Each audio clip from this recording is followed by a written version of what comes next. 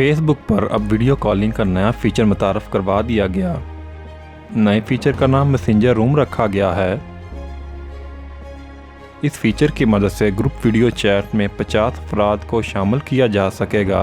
अच्छी बात यह है कि फेसबुक इस्तेमाल ना करने वाला भी इसका हिस्सा बन सकेगा। फेसबुक इस फीचर को जल्द ही अपने दीगर मैसेजिंग सर्विसेज जैसे व्हाट्सएप और इंस्टाग्राम का हिस्सा भी बनाना चाहती है।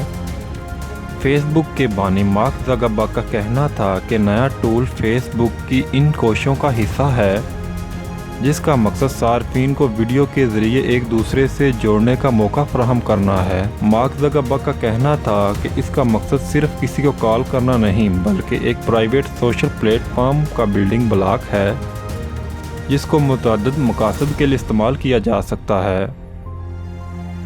फेसबुक के मुताबिक 70 करोड़ से ज़ायद सार्फिन रोज़ाना फेसबुक मैसेंजर और व्हाट्सएप पर ऑडियो और वीडियो कॉल्स करते हैं, और कुछ ममालिक में कोरोना वायरस की वबा के दौरान कॉल की शरह में दुगना इजाफा हुआ है।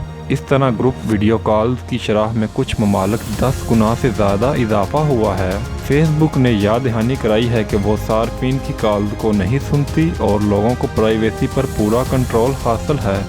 इस नए टूल को इस्तेमाल करने के लिए फेसबुक मैसेंजर वीडियो आइकॉन पर क्लिक करना होगा। आप इसको कंट्रोल कर सकेंगे कौन इस रूम को देख सकता है, और आप इसे लॉक या अनलॉक कर सकते हैं। अगर एक रूम अनलॉक हो जाएगा तो उसके लिंक के साथ कोई भी इसका हिस्सा बन सकेगा और दीगर से शेयर कर सकेगा। फेसबुक फ्रेंड से न्यूज़ फीड, ग्रुप्स और इवेंट्स में किसी रूम को शेयर किया जा सकता है। रूम बनाने वाला मेहमानों को किसी भी वक्त निकाल सकता है, और लोग फेसबुक असूलों की खिलाफ वर्जी पर ग्रुप वीडियो चैट को रिपोर्ट भी कर सकते हैं।